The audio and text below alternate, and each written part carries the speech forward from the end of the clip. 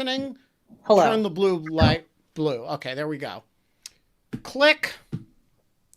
And we're live. It is Friday, December 18th, 2020, and December 18th is a special day. It is the birthday of my childhood best friend. Jordan? No, not Jordan. Different one. If you're watching, you know who you are, but you're not watching. So December 18th is a very special day. It is 5:02 p.m., and I want to give you an important background update. So notice that everything's crooked today. That'll be different by Sunday. But also the increasingly rotten pineapple is going to be replaced because Room Raider themselves is coming over to my house to deliver the wooden pineapple acquired in the Philippines. You're shitting me. Delivered today to Room Raider, and Room Raider is coming by to deliver it, leaving it porch delivery. And I've never received a gift from the Philippines before that I immediately embedded a battle axe in, but I am going to receive the pineapple, take the pineapple, and with a Japanese saw of my acquaintance, cut a groove in it that I can embed the, which seems sacrilegious to get a pineapple all the way from the Philippines in order to cut it with a saw, but it's got to have the battle axe embedded in it. So that is going to happen tomorrow or Sunday. And then all of these things that are now precariously balanced are going to be affixed to the wall. The oil lamp will be lit. So for all future episodes of In Lieu of Fun after this weekend, we are going to have the completed. Is that oil lamp the one in the bottom, on the bottom right? You moved it because you moved the Yeah, because it used to Got be it. over here where the pineapple is now, but now it's moved over. I don't know if it's to the right or the left from where other people are seeing this. So I just want to say we are well on our way to the ultimate background. We've got lights, we've got pineapples, we've got battle axes, we've got cannons, we've got pictures, and we've got a creeping ivy that over the next few weeks will make its way up into the frame. So we're not allowed to have... I have a question on this. Yeah. Because as we discussed on Twitter, there's still a pop of color. So I'm wondering, is the wooden pineapple going to be yellow? No. That's right. Mieke, of course, suggested the splash of color. The splash of color Mieke. is represented by, first of all, the yellow of the lights, and secondly, the yellow of the splattering eggs in the photos. Notice that the little one is the before lovely photo of the 4 eggs being hit with the baby cannon. This is literally cut from exactly the moment when the baby cannon was going from merely fizzing down to actually blowing up. That's why there's this much smoke in the picture. To here, which is probably about 1/10 of a second later, when the eggs are splattering all over the place, that is your splash of color. We're taking the splash part very literally. Yeah, well, this is in honor. This is a mark of how seriously I take Mieke Eoyang's judgment that she says splash of color on Twitter, and damn it, I put a splash of color on my wall.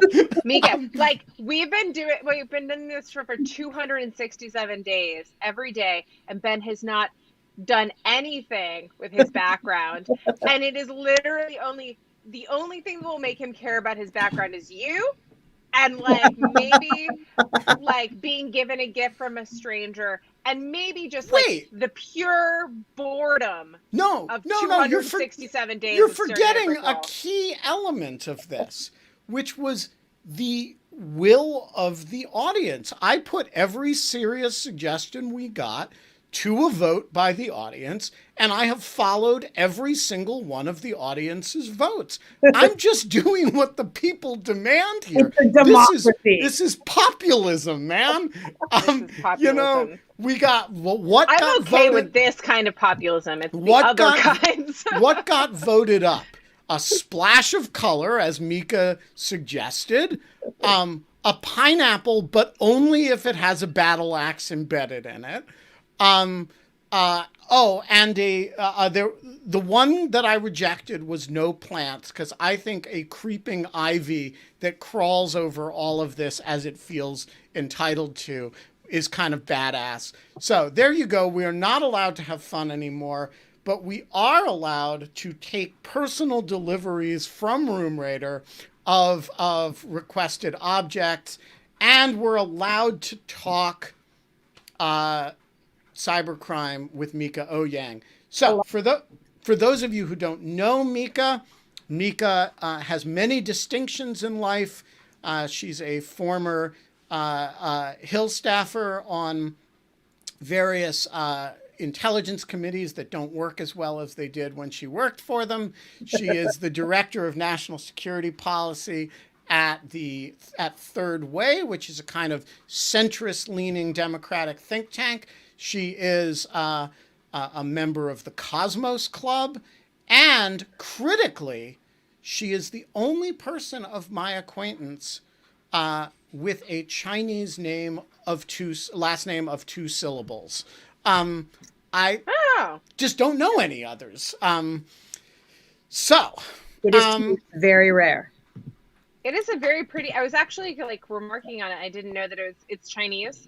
It is, and there's I am told 5 last names in all of China out of 1.3 billion people that are two syllables. So it's very unusual. Fascinating. It's really, if you think about all the Chinese names that you know, how many of them are two syllables? In my case, it is exactly one, and it was so improbable to me that I asked Mieke about it early in our acquaintance, assuming, actually, this is how misleading things can be, assuming that she was actually Indonesian because she had a Dutch first name, and it never occurred to me that the last name was of Chinese origin because it had more than one syllable. So this is how, using only good information, you can get wildly wrong conclusions. That's true. Though I will say, based on my first name alone, I once had a housemate whose mother thought I was a very tall Dutch woman. Yeah, well, it is a Dutch name. Well, you could be a very tall Dutch woman. That's actually... Yes, it seems Mieke, who works in national security, must be a tall Dutch woman. There we go. So nice to meet you. It is nice to meet you, too. We asked Susan Landau yesterday how big a disaster the Russia hacks are. So let's start with the same question with you. How fucked are we? I mean, the Russians have taken "pwn all the things" as motto. Pwn all the things, by the way, who needs to come on in lieu of fun? Matt Tate, if you're listening, get your ass on in lieu of fun. We'll talk Fox's, Fox News, cybersecurity. Well, get you and your beautiful British accent on the show. Okay. Sorry, you were saying. We have been, I believe, now this is not having talked to people in government, but just reading the Firefox blog and the Microsoft blog and and the reporting about this.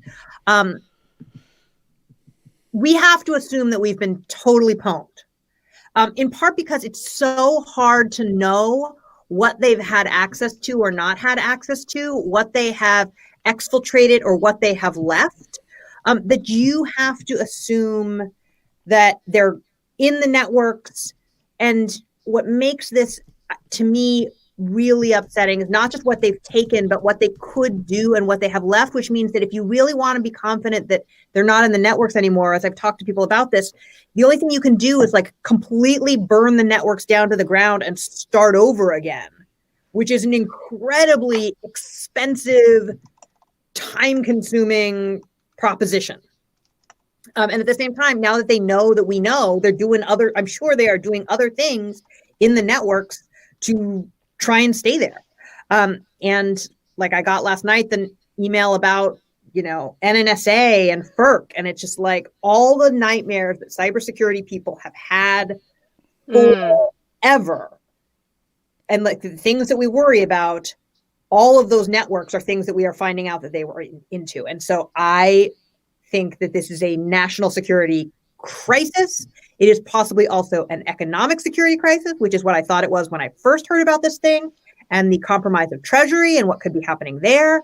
But it is actually as bad as I thought it was before, worse. And I'm really worried about how we're going to respond to this thing. So can you like catch us up a little bit on like where things stand now about how much we know and like how this broke exactly, how we found out that all of this was happening? Because I feel like I all of a sudden heard about it, but it has not gotten, I don't feel, well, maybe this is just me. I don't feel like it's had the same type of news effect that like Equifax breach had or like something like that. And I don't know if that's just because everyone doesn't know how serious it is yet, or if that's because it's not the scale is not quite the same just in terms of number of affected people, or if like it's just there's so much going on right now that this is falling by the wayside. Yeah, I think that it's a little bit of a combination of things. One, it's sort of a slow rolling story, right? Like it starts with Firefox and they discover that their networks have been compromised, and they, to their credit, put out the indicators so that other people could be like, oh, right? It's sort of like they put out a be on the lookout announcement to everyone instead of being like, oh, we're just going to sit over here and like pretend this didn't happen. They put it out wide so other network administrators could start looking for it on their networks. As it starts to roll out, more and more people have realized that this happened. And like SolarWinds, which at first I was feeling like an idiot that I hadn't heard of it. And then David Sanger was like, I hadn't heard of the thing either. And I was like, oh, thank God. Like it's in the machine layer. It's like in the layers of the network. So people don't really pay attention to it. And we didn't pay attention to how pervasive it was. So like, it's sort of like, well, who makes the like lenses on the security cameras in your building? Like you don't really know that. It's sort of at that level of ubiquity. And if they were all made by the same person, like how would you even know? It's like a subcomponent in a thing. So I think it's hard technically to understand. It's a slow rolling crisis. The administration has not acknowledged the sweep of the scope. So it's sort of hard to get confirmation about exactly what's going on here. Yeah. Businesses don't want to talk about it because we have this whole blame the victim attitude. So if you come forward and say this happened to me, everyone's like, you're the idiot who let them on your system, as opposed to, oh my God, that's so terrible. Like if they had been physically broken into, we would feel very differently about the businesses than we feel about the fact that they got broken into by a sophisticated nation state actor. even so just to foot stomp that point, even the vocabulary, when we say you got pwned, right? You know, that is not like saying you were victimized. That is like saying you were fucked stupid. Up. You were a moron. You were an idiot. And they took advantage of you. It's a criticism of somebody to say you got pwned. Right. And but frankly, like, and this is hard to know because it's like the details are rolling out slowly. So the comprehensive picture is like going to get put together over like multiple days and multiple stories and multiple outlets. So it's sort of hard to comprehend at once. But like it does seem like there were some things where SolarWinds actually did get pwned, right? Like there have been reporting that they were using SolarWinds 123 as a password, that they may not have had the appropriate cybersecurity corporate officers or attention to it, that there may be something going on with the corporate management, that it looks like some institutional investors sold a lot of stock just in a weird way, just prior to the breach becoming public. So like there may be some stuff in that company that happened, but in a complicated economic system, nobody builds their own networks from ground up.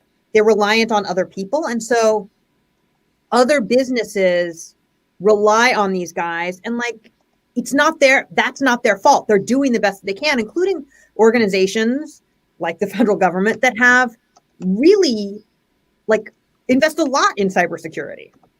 All right, so let's talk about what we know about what's been compromised. We know that this lets them into potentially all kinds of stuff, all kinds of agencies. The software at the network layer is pretty pervasive. We know that they've been there a while. What else do we know? Do we know anything about whether it's affects classified systems as well as unclassified systems? Or at this point, do we just know that it's a fucking balagan and we don't know what it affects? I don't think that we have a full picture of the damage. DOD and agencies that run classified networks, I think, are unlikely to say publicly what's happened until they're confident that they know what to do about it. It seems like that this software was used for network monitoring and management, certainly at the unclassified networks, because it was used by Fortune 500 companies, as well as NTIA, Treasury, FERC, some of these other places. But like, look, as somebody who's not a network operator, it's sort of hard for me to say exactly what the scope of this thing is. But one of the things that I do worry about is that this is going to take a long time to clean up, and it will not be cleaned by the time that Trump leaves office in a couple days. Oh, right. That is certainly true. So let me ask But like, you something. is that better? Like, would we have wanted this to, like, I don't know. Like, well, I don't know. Like, No, go ahead. Do you think that, Ben, do you think that, like, or I'm interested in both of you, you're like, do you think that, like, this type of breach is something that this current administration could ever have handled particularly effectively? Is there something lucky about the fact that, like, we're handing it over, like, in the middle? It's like, neither like, it's neither lucky nor unlucky. Okay. So put yourself in the shoes of Avril Haines for a moment. I was hoping you were going to say Avril Lavigne, and I was so excited for that. He has very impressive boots. So I know.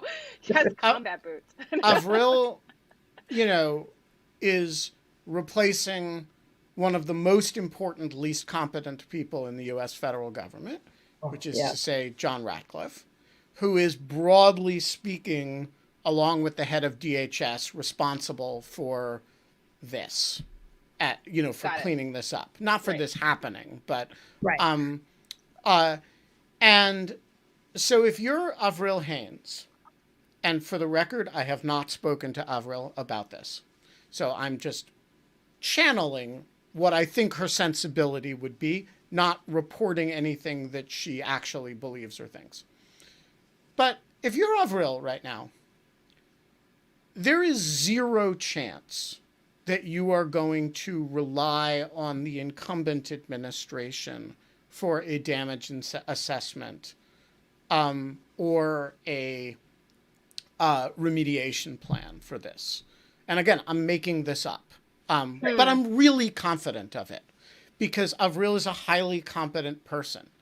And a highly competent person cannot look at this administration and say, okay, well, they've got 35 days left. I'm sure they'll put all the remediation plans in place in that time. There'll be everything that will need to be done. So whatever is done in the next 35 days is going to be redone, or at least yeah, that makes sense. Reimagined 36 days or 34 days from now. Right. And I think the new administration will come in with a premise of zero deference to the incumbent administration on this. And by the way, that'll be true at DHS as well, although there's a lot of, I think, a lot more admiration for the CISA crew in the transition than there is for the group who are around the DNI. Cybercom is its own thing, but I think this is fundamentally a problem for the incident response is a problem for the current administration, but the long-term response, long-term meaning anything other than 35 days, is a problem for the new administration. Yeah. Do you agree with that, Mieke? Yeah, I definitely agree with this because, like, when I think about the mitigation efforts and what needs to happen, right, like, we need to have an assessment of, like, everywhere that SolarWinds touched, but also I think you need an assessment of, like, what else at the network management layer is really pervasive software that could result in a massive breach like this, and then sort of do a prospective damage assessment of some other technologies that might be a problem. But there are so many. I'm sure. Like, I mean, that is a very hard problem. It's a very hard problem, but like, I don't think that we've given the level of scrutiny to this that we probably should have. That's a huge amount of effort to be able to assess that, to assess your own sort of risk on this. But also, like, I have heard from others who were talking about this, like who worked at Commerce, that like they had already been warned that their systems were not up to snuff. And so they had already been told, you need to migrate to a more secure system. But Congress is always reluctant to give the non-defense federal agencies the money they need for network modernization. Well, this is part of the price that you pay for that. And like, there is going to be a billions and billions dollar bill to be able to modernize the networks if you want to ensure that the Russians are out. Now, if Congress doesn't want to pay that bill, like while we're making the money printer go brrr, right? Like, just make it all public. Like, you know, just like give the New York Times an admin account to the whole thing, and then, you know, let David Sanger see all the traffic, and then the problem goes away. You know, Carla can get it in Russia. The New York Times can get it. If you want reasonably secure systems, you're gonna have to play a different game. Right, and like, look, there are things that you're gonna have to do and think differently about, like how much we tried to migrate into secure networks versus unsecure networks. Like the whole sort of thinking about this stuff is going to have to change, and it's going to be really fundamental, but like, it's going to be really expensive. And one of the things that I worry about is like, it's not something that you know, the lack of cooperation between the Trump administration and the Biden transition means that one of the things that a incoming presidential transition does is it like assesses the president's budget submission, which is supposed to happen like days after the next president comes in, and make adjustments to that. And if they're not cooperating to help them understand the scope and costs required to fix this thing, then Biden isn't going to be able to say, hey guys, by the way, we're going to need billions of dollars to fix this thing that nobody knew about before in the first available budget opportunity. Because otherwise you're waiting years and years to get the money to fix the problem. Yeah. So just to be clear to people in the chat, who particularly John Bordeaux, whose excellent rye I am drinking right now, I'm not talking about the career people here. I am talking only about the credibility of the judgments. You know, when John Ratcliffe goes out and says, yeah, we had a little minor incident here and we've cleared it and there are no Russians in our system. It doesn't matter how good the career work is underneath that. Nobody is going to take that seriously, least of all the people who are coming in 7 days after he says it, and are going to be politically accountable for the truth or falsehood of that judgment. And they are going to be the ones who have to testify before Congress about this. They are going to be the ones who have to make public representations about it. And they are going to be the ones whose principal, i.e. the president, actually wants it clear that we have done something about this, rather than wants it clear that he and Putin are going to get along. And that's a fundamentally different, you know, and so like, I'm sure the career people, both in the DNI and at NSA, which has been reasonably well protected from the predations of this administration, and at DHS, which magically, among all the components of DHS, has managed to run a heck of a professional operation in this space over the last 4 years. And so and that, by the way, that includes some of the political people at DHS, including most notably Chris Krebs. But so my point is not about any of that. My point is about, if you are part of the incoming transition, what faith or credit are you going to give, and to what extent is your professional credibility going to rely on representations and policy positions staked out by the incumbent administration? The answer to that is zero. So I apologize if I was unclear about who I was talking about here, or if anybody misunderstood me. Mieke, how much of that am I wrong about? Look, I don't think that we've seen many political people in the Trump administration acknowledge that this is happening. Like they're Right. busy arguing about fake votes that they like, this election fraud myth that they're spinning out there, and not actually paying attention to the things that are like actual crises in this country, like pandemic and the largest breach of U.S. government systems and private networks that we've seen. So like it may be that there's nothing that we really have to disavow because there's nothing that's been said. I do think that like, checking the homework of the career people, talking to them about what's going on. Hopefully there are some career people who did not leave in disgust, who are like still good at doing their jobs, who are like interested in the security of the nation, who are still there when the Biden team shows up. But I would imagine at the beginning, you're going to see Republicans blaming the Biden team for this happening when like the Biden team have to come in and be like, we're just trying to figure out what's going on. Like we just don't even know the full scope of this yet because certain people weren't cooperating at the beginning. So like, it's a hard situation. But the other thing that I think is really tough is, and you're seeing this a lot in the press, like 1,000 flowers are blooming about what we should do in response to this. Some of them are good ideas, and some of them are not great ideas. Give us an example. So Alex Stamos, who I think is quite intelligent and very good at I love Alex. Great. Alex in his op-ed argued for an NTSB for cyber.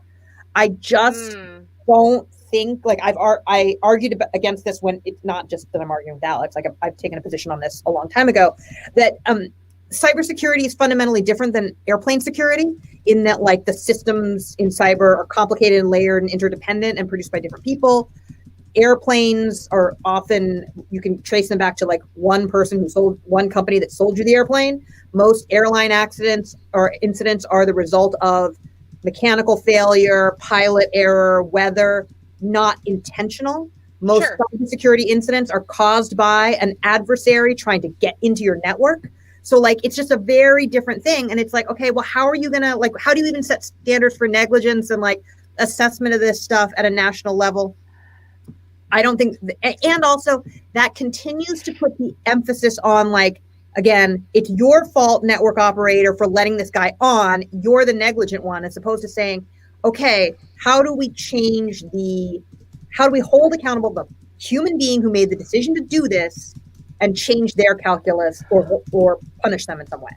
Okay, well, those seem like super different questions, right? Like the negligence punishment question, deterrence of future action question seems fundamentally different from protect yourself question, like that, like, or protect a network question. Right. And like, the thing about Alex is that like, I'm a little surprised to think that he doesn't notice that difference, but I haven't read his op-ed. So like, who the hell knows? I haven't looked at, like, I have been taking a very purposeful break whenever I can this semester from Twitter. And so I'm like a little bit behind on this stuff, but I will say that like, the thing that I think that Alex does get right and has talked about a lot, even before this incident, is the idea that there are all of these not just bad actors out there, but there are all of these, like, and we kind of just mentioned this before, there's all of these intermediary, like,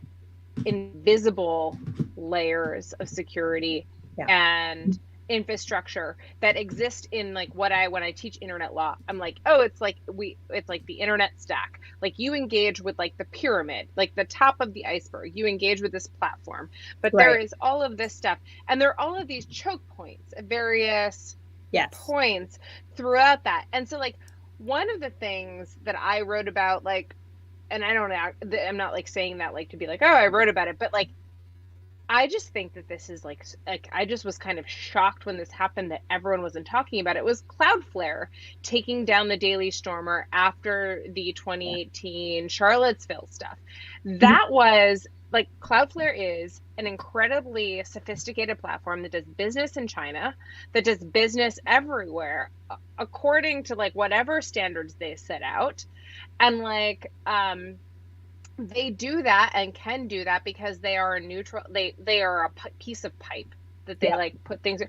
And the second that like this type of scrutiny gets thrown on any level of these what the scary part is, I guess for this, and I think about this when I think of Solar Wind, it's like, or FireEye, it's like the second these names become public, like the stock of these companies, the economic value of these companies becomes hinged on their reaction to public accountability when they are not designed to be reactive to public accountability in any way, shape, or form. Does that make sense?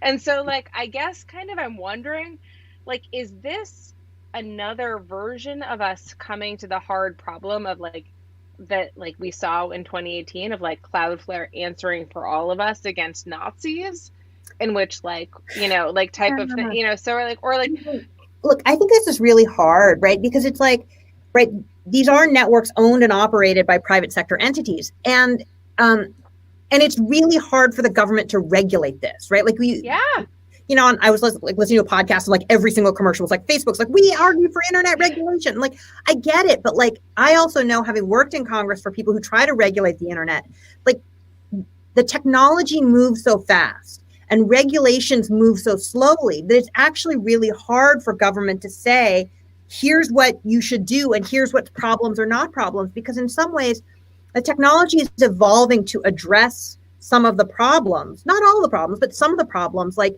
as it goes forward, as sort of people say, oh, I demand more security, and like a lack of security is like a critical vulnerability to a company's survival, right? So like there are places where it happens. I hear you, Kate, because like I really wrestle with like, how do we do this in a really thoughtful way?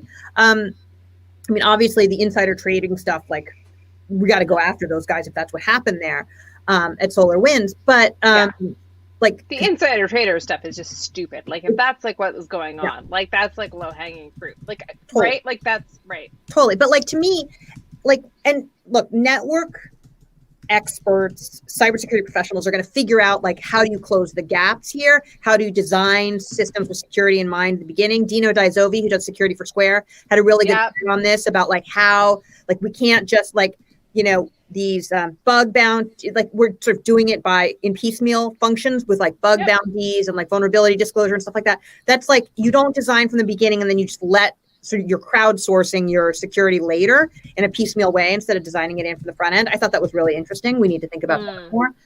But to me, none of this stuff happens unless a bad guy decides that they're going to come at you. And so what is it that we need to do to change the bad guy's calculus? And in this case, it's the Russian government. And everyone's like, well, we should go hard at the Russians through Cyber Command, or we should, like, this is an active cyber war. And I am not comfortable with the idea that people who sit in offices and take advantage of network security, like, that absent acts of Congress, like, we're ready to go to warheads on foreheads with this. Like, what? No, like, but then, okay, so, but I don't want to have to sit on my hands and say we're not doing anything unless it crosses the active war threshold. And, you know, Ben knows I've been spending a lot of time. Was that warheads and foreheads? What the hell was that? That's what that was. I was actually going to say, like, so yesterday, like, we had Andy Slavitt talking about growing a third arm out of your chest. So I'm trying to do visualizations of, you know, with the tools I have, which granted are limited to limbs and stuff. And battle. I don't have any warheads locally. I would do this when we were talking about growing a third arm. I'd just go like this. I'd be like, Yeah, that's what I did when we were talking about growing a third arm. But I don't have a good warhead. I don't know, maybe this. Oh yeah, that could do it. That's not bad. But yeah, I think we need to like go at the Russians, and like, to me, it's about closing the gray space and like going at them in a law enforcement way. And I've spent a lot of time thinking about like, how can we do that? Because even espionage can be a criminal act. We prosecute people for that. And so like, whether or not it's espionage or war, it is definitely a crime. And there's no reason why we can't start pursuing it as a criminal act. So here, I want to push you. Someone define gray space. That's like the second time someone's used that recently, and I've never heard that term. So I think gray space is stuff that is not quite war, but maybe a little bit more than traditional espionage activity. But it's related to espionage. It's not like putting troops in Iraq. Well, or is that also grace-based? No, that's not grace-based. Putting a deployment of troops is a deployment of troops. But even without a declaration of war, Green in Ukraine is grace-based. Yeah, if you don't put them in uniforms and you call them little green men, or at least you let the Ukrainians call them little green men, that becomes pretty gray. I think grace-based is all the things that that great powers that aren't as great as the United States in power terms do to confront the United States without actually confronting U.S. military power directly. Got it. That makes sense. All right. I want to push you, Mieke, on the question of the use of law enforcement, with which I am broadly sympathetic, but for one problem, which is, we used to talk about the attribution problem.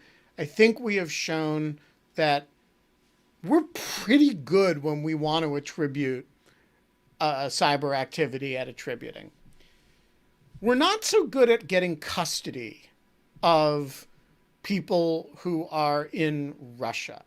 And so we can attribute to Ugly Gorilla, as the PLA guy's name is, just fine. We can identify him. We know where his desk is. We know what he did on X and such a day. And we can attribute just fine to Putin's chef and to Concord Catering, or whatever that goddamn company's name is. But all the prosecution, all the ability to attribute in the world doesn't do that much good from a prosecution angle unless you can actually get control of the body, i.e. habeas corpus, right? Produce the body. And we've gotten pretty good at indicting people for cyber-related crimes, and we're a lot less good at actually prosecuting people. And so I want to, you're an advocate of enforcement of cyber norms through prosecution, and I am totally sympathetic to that, but I want to know how you do it without a campaign of extraordinary renditions. Okay, so a couple things that I think we can be doing better to actually impose consequences on countries like Russia, even when we can't lay hands on the named indicted individual.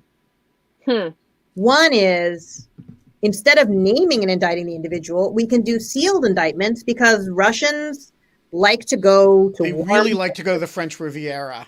They like to go to warm places and come out.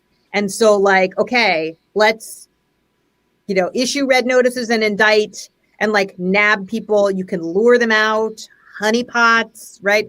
Please come to the conference, right? Here, lovely Romanian girl, whatever. By the way, to all the people who are trying to honeypot me right now with beautiful women direct messaging me on Twitter, it's getting old, people. Wait, I don't get any beautiful women messaging me. See, I've had hundreds. They all want to be my friends. They all pretend to live in the United States. Why are your DMs open? What's that? Because you have no idea how much great information I get and how many nice people I meet from having open DMs. But maybe it's just because as a woman on Twitter, I don't feel comfortable having open DMs, because I really don't need to see a whole bunch of random strangers' genitalia. I don't need to see it either. I also don't need to see their terrible English while they pretend to be in Georgia. I'm just telling you, for everybody who's watching this show from Moscow and sending me, nice, I want to be your friend, I want a life partner notes on DMs. It's not going to work that way. Okay. You're going to have to do better than that. Sorry, you were saying, Mieke. Nobody tries to honeypot me. But you can try and lure people out, right? And then the other thing that I think we can be doing is that we know that Russia has, as part of its sort of cyber infrastructure, a porous relationship with the cyber criminal underworld. that they encourage people to hack by for the state by day, for themselves by night. There are people who are not necessarily wearing, GRU uniforms who do a lot of Russia's bidding, and they are financing the development of cyber weapons tools through the ransomware and other things, business email compromise and things like that they're pursuing in the criminal realm. We could be doing much more aggressively going after the money launderers, the ransomware as a service people, the people who are in cybercrime as a service people, to try and shut down and shrink that ecosystem that feeds Russia, that is not just located in Russia, but throughout the world. And I think that we should be doing that because the US, truth, justice, and the American way, let's lean into the justice and not go at them in a escalatory, militarized fashion. Because that just encourages them to come back at us in an escalatory, militarized fashion and one-up it because that's what they would like to do. Yeah. Ben, do you want to start bringing in questions? But I have one, or what, are you having issues with it? No. I will start bringing in questions while you ask this one. By the way, I'd like to thank Goat Rodeo for their lovely supply of whiskey. Hey, by the way, Mieke is at the Goat Rodeo studio. Goat Rodeo is our Ian Enright has been on the show, including from the Cabin in the Woods. Goat Rodeo produces all of Lawfare's podcasts, records all of Lawfare's. I'm sorry? And can we mention why I'm in the Goat Rodeo studio? Yeah, well, I was giving you the opportunity. Go ahead, do it. I am in the Goat Rodeo studio because I am taking pickups for our podcast, which will be released in early January, called To Catch a Hacker, where we will explore some of the challenges of investigating and prosecuting cybercrime in a narrative format. That is an awesome project. And Mieke, you and I assume, have a date to talk about how to coordinate on release of that. Wait, hold on. Do you guys know that one of the main people that does content, that To Catch a Predator, one of the women who is bait, Del Harvey, she used to do you know Del? No one knows Del. Del was bait on To Catch a Predator back in the day with child pornography, or not child pornography, but they would do, you remember? And then there was that really terrible incident in which they had baited a person and he committed suicide in his house when they exposed him. You never heard about this? No. This is, don't do that, Mieke. Yeah, don't bait anybody and get them to commit suicide. I'm actually going to give you a little bit of a warning of that To Catch A is actually really terrible and people react horribly to suddenly being exposed and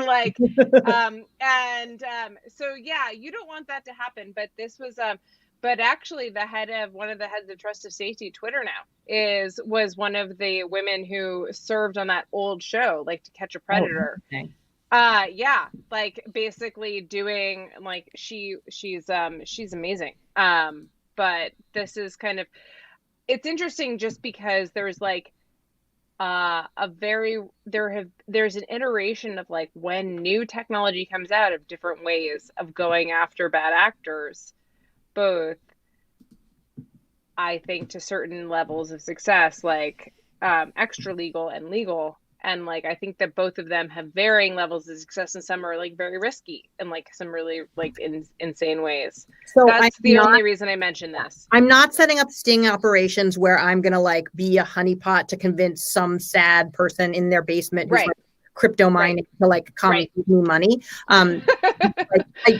Anyway, but it is a narrative series, and if you guys want to hear a preview, go to, I think it's catchahackerpod.com. Let me just put that in to make sure that's what it is.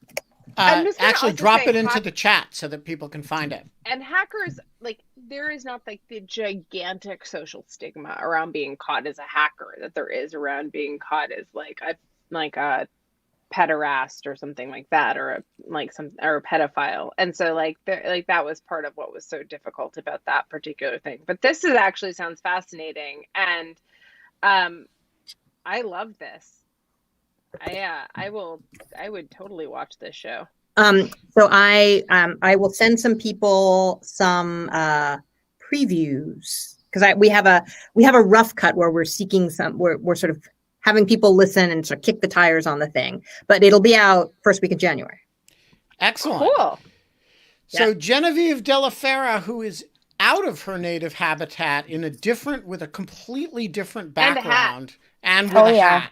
And I have makeup on, so I'm dressed up. You look the great. floor is yours. I have I had the first question. Either one or both.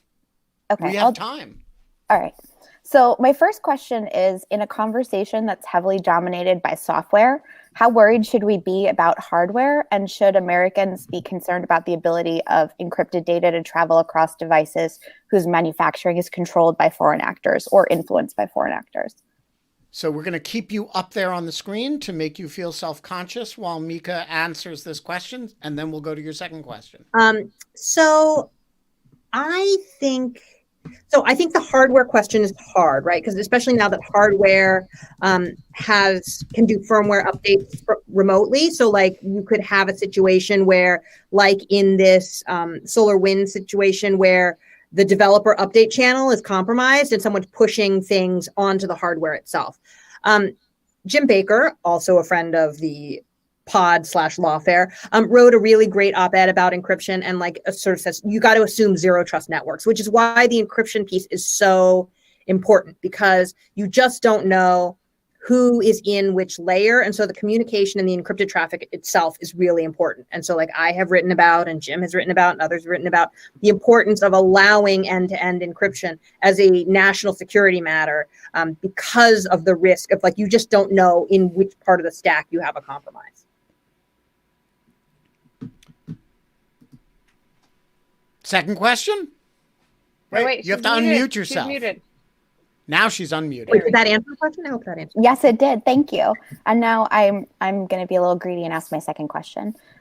Would we get better and more robust privacy protections if we tried to assign like one-to-one material analogs to different privacy issues? Because I'm trying to conceptualize like what could be digital curtilage, because there's such a strong identity with like privacy and like property, and like just I'm just curious. Oh. Sorry. Backstory is that Genevieve was one of my property students in law school. So, or she's one of my students. So like, I love that she's thinking about, well, actually she probably learned the term curtilage from Fourth Amendment Fourth law. Amendment. Yeah. Fourth Amendment law. Yeah. But I think the word curtilage is only known by people who've studied the Fourth Amendment. yes, I think that's right. Yeah.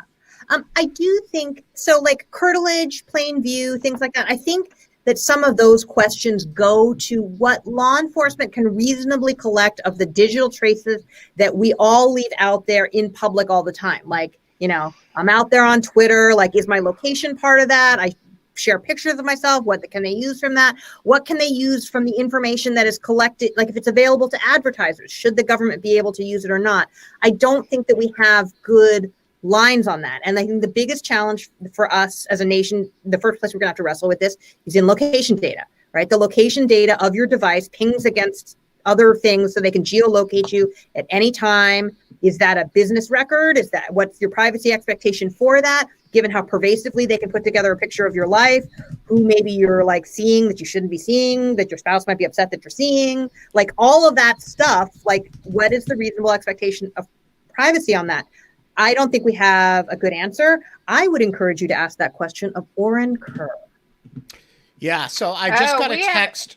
I just got a text from Pete Struck, who objects strenuously to my comment that only people who've studied the Fourth Amendment know the word curtilage. He says, no, exclamation mark. Every agent who has tried to take someone's trash from in front of their house, exclamation mark. So, which is a form, I want to say, of studying the Fourth Amendment. I was just going to say that is fucking Fourth Amendment. Like the only, like you're like the idea, Pete, that you can take people's trash or anyone's trash and that is free of Fourth Amendment scrutiny is because there was a Fourth Amendment jurisprudence decision about that said specifically that it was exceptional. But curtilage, like, anyways, I think that's a great point. I would say that just like it's just dangerous when you draw those lines around areas that are new in technology, and you're drawing lines around different layers that like you just don't know what like the long-term implications will be. So one of my favorite cases in Fourth Amendment law and property law is a case, oh God, is it Chamel? I'm gonna forget the name of it, but it's the case where like someone is basically, his cell phone is searched because they see it as a container that is much like it's Robinson, that it's like a container, like they liken a cell phone to a container, like a cigarette packet that held heroin vials. So like that the police could search the cell phone just like they could search the you know. And so there's just like all these terrible analogies that we all kind of understand. It's just kind of, well, everyone drink. It's a norm setting, period. I know. Auntie Ruokonen joining Hi, us Auntie. from Finland late at night. It's you've been going to sleep earlier recently and watching the YouTube reruns, but it's good to have you back live. Thanks, Ben, and it's a pleasure always to be here. Hello, Kate. So, is there anything to be learned from the allies and partners abroad in the cybersec matters? Because I know from a very good source that Estonia, for instance, a NATO member, is doing things quite well. I don't know who mentioned that, but you know, someone. So is there? Should you be learning more from allies and friends? Yes, and I think that the U.S. has an aversion to actually learning lessons from abroad. An example of this is the No More Ransom initiative from the Dutch National Police that has a lot of participation from European countries and technology companies, but the U.S. won't join because Kaspersky's involved, and so like they're worried that stuff could like flow to the Russians. I think that we need to rethink our aversion to technology consortia and tools that are not invented in the U.S. And I think that there's a lot that we can learn from other places. Singapore may be another place. But, you know, as long as we sort of continue American exceptionalism to the exclusion of other ideas, we're going to miss some stuff. Big blue blogger, or at least the top of his head. Oh, maybe I should move back a little bit. Can you hear me? No, okay? We got you now. We just had the top of your scalp for a while. Oh, sorry about that. My goodness, my head got big. Anyhow, this is a terrific show. I'd like to circle back for a moment to the offense versus defense question, because a lot of us have been out there for years now evangelizing for NIST and the physics profile. Just last week, I recommended SolarWinds to somebody so that they could get their arms around what's on their network, and so that's a little embarrassing. Yeah, really. So we've had this big focus on adoption and implementation, and that's still really important. But I wonder now if the offensive capabilities are evolving so quickly, especially with the nation states, like they did with nuclear weapons maybe 40 years ago, maybe defense is doomed and deterrence may actually be our best hope, especially since with cyber, we can actually do a kind of graded response. Tougher to do with nuclear. I mean, once you launch them, they're launched, but we can incrementally respond. Go ahead. So I'm always deeply uncomfortable with the nuclear deterrence analogy, in large part because nuclear weapons are developed in the sole control of a nation state. Like we haven't had any non-state actors successfully develop nuclear weapons and acquire that capability. However, cyber capability is certainly something that's available to non-state actors, and they can do tremendous amounts of harm on the private sector capability, and the attribution is much harder. Like, you know, with a nuclear weapon, who's shooting it at you, attribution in the cyberspace is much harder, and we argue about that all the time, e.g., like the confusion around the Sony hack. So like, I don't love that analogy of like nuclear weapons, but the way that I think about sort of this is like, if you think about cybersecurity as a matrix, and you have offense and defense and system and human, most of the conversation we have is on system and defense.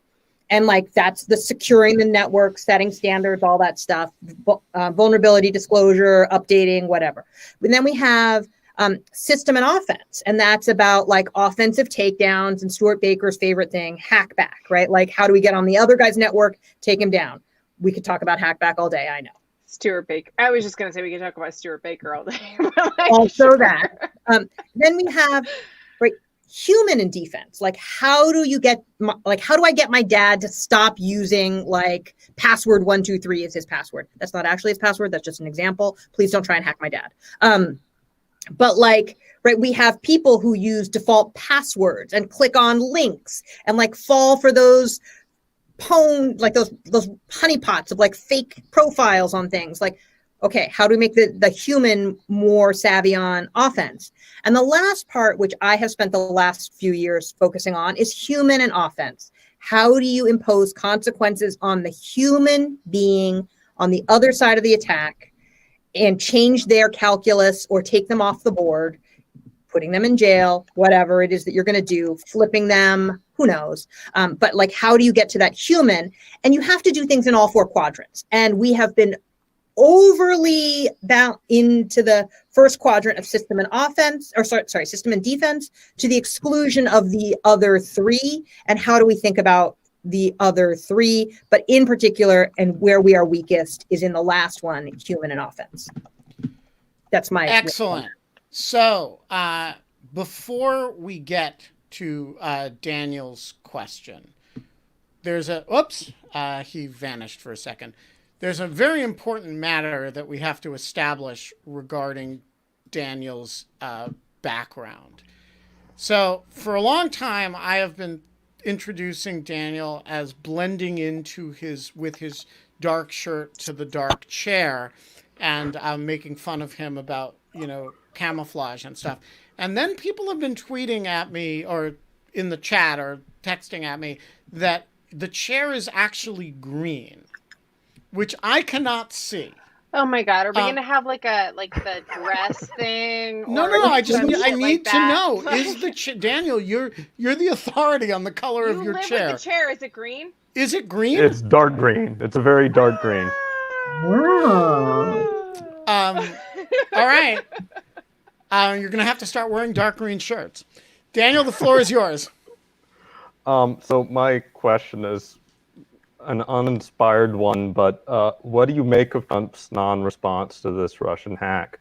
Does your mind go to the, $400 million debt that was exposed by the New York Times? What questions does it raise for you?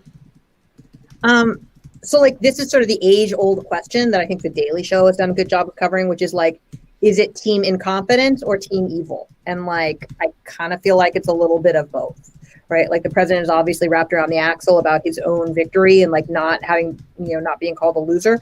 But I have often worried about who holds the president's debt, his unwillingness to confront Putin. I don't think that there's anyone in the government who would intentionally allow this to happen and like help the Russians with this, and certainly not at the level of civil servants who are doing network monitoring, and like they're not trying to do this. And this attack vector didn't come from a place where Trump had control. But yeah, I'm looking forward to, in how many days, Ben, when we don't have to worry about whether or not the president... 33 days. Tomorrow morning, I will tweet 32. So you're actually closer to 32 now than 33. Yeah. And like just over a month where we won't have to worry about whether or not the president is on the payroll of the Russians or just super sympathetic to them in his responses to policy things. We can trust that we have a president who doesn't worry, who's like going to aggressively hold the Russians accountable. All right. Have Ruth you ever Greenblatt, thought about... You get the last question. Sorry, go ahead, Kate. No, it's fine. I was going to say something generic about how, like, I don't know how long 4 years was for the founders when they came up with term limits and like everything else. But 4 years has been about my limit of like, I do not know what I would have done if like they had been like, back in the day, they've been like if they've been like every 8 years or like every 9 years, we reelect a leader. I just like, okay, too long. 4 years was fine. It was livable, I think. Yes. Anyways, Ruth Greenblatt, it's so nice to see you. Are you Hello. quilting? Are you quilting? I am. I'm It's quilting. beautiful. Oh, It's thank you. gorgeous. That looks amazing. Well, my question is, besides worrying about our national security and whether any of this intrusion will result in offensive action, should we be worried about our own cybersecurity, like our bank accounts? It sounds like SolarWinds is pretty pervasive in net systems. So, Well, you should always worry about your own cybersecurity. We should just all worry about it all the time. It's the Russian government is not the only threat actor out there. You should be more worried about business email compromise and someone taking over your email account and sending an email to your bank with a fake wire transfer that makes it look like you're buying a horse somewhere and wires like $30,000 out of your account to some account in the Cayman Islands. Like, everybody should be keeping an eye on their bank account. Everybody should be backing up their data. Everybody should be using two-factor authentication. Like, it's definitely a thing you should be worried about all the time, not just because of this hack. right, but could they decide to crash B of A, for example? I don't think that they would. I don't know. I don't think that they would. I know that B of A worries a lot about systemic failure in the financial sector, as do most large banks, because it's life or death for them. I think that when I first saw this hack, I thought what I worried about happening was that Treasury collects all these things called suspicious activity reports, where banks and other financial institutions report suspicious financial activity and cyber breaches. And I thought, oh my God, if they've gotten into that database and they start releasing that information, they could do tremendous damage to our perceived trust in those institutions and send the stock market tumbling. That hasn't happened yet. I don't know if that's information that they've actually taken or not. Your personal bank account is backed up by FDIC, so that's kind of different. And like, the banks tend to make victims whole when they are the victim of cyber attack. But could they do something very destructive to our financial sector or to the banks? Yes. And like, if there was a day where you went down to get cash and like the ATM was like not working and it was happening to everyone across the country, that would be a huge problem. And that is definitely a systemic risk that we worry about. I don't know that like it's anyone's interest to crash the global economy, though. Well, I mean, there are actors who are less invested in it than others. And so the Iranians, who are largely excluded from the international banking system, The North Koreans do attack.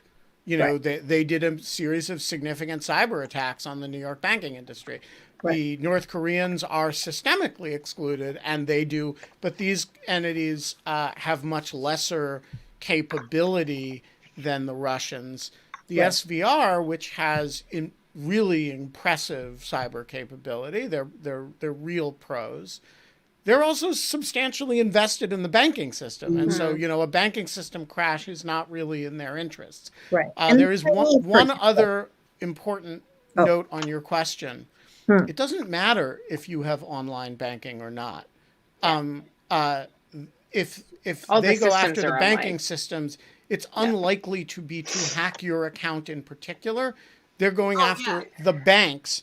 And so it doesn't matter if your account is online or if you're I didn't mean a personal account. I will say that in the pre-electronic banking era, my kids' educational trust funds were stolen from a major bank by an in-person intrusion, an insider job, and the bank paid for it all. So, I mean, it's not necessarily only the risk of online banking. But no, I wasn't worried about that they would go after me personally. But they will also go after you personally. Like, criminals are also coming after you personally. The SVR is not coming after you personally, but definitely criminals are like looking for all kinds of ways to like get you to put iTunes charges on. And I was just going to say that there's like, it's not that there isn't like a problem. It's just not the same problem. Like, it's just like, they're just simple. Like now, your dentist or hospital might get hit with a ransomware attack and you won't be able to like have your appointment. Exactly. Like, there's a lot of stuff that could happen that could affect you personally. This particular hack by the Russian, we assume it's the Russian government. It's for no knowledge, is bigger. Right. If you are the target, any account that you have that's insecure is a fair game mechanism to get you. But if the bank is the target, it's not going to distinguish the attacker isn't going to distinguish between the online accounts and the people who have their accounts without an online banking option. All right, we are 5 minutes over, which is our normal state of existence. Yeah. Mieke Eoyang, you are a great American. Mieke, this is so fun. May you prosper. Very fun. Give my best to Ian and Zachary and Megan and the will. Goat Rodeo crew. Kate, tomorrow it's just us. Yeah, we'll be back 22 hours and 54 minutes from now. And until then, Ben, what do we say? We don't have fun anymore. We also don't get to have drinks with Mieke Eoyang at the Cosmos Club, which is a tragic thing. But we do have cool nubbly knobs on the wall that absorb sound. Oh yeah, that was great. And kind of look like little pyramids. It's kind of awesome. We will see you tomorrow, guys. Mieke, thank you. Thank you, guys. Great to talk to you. Yes, and we have to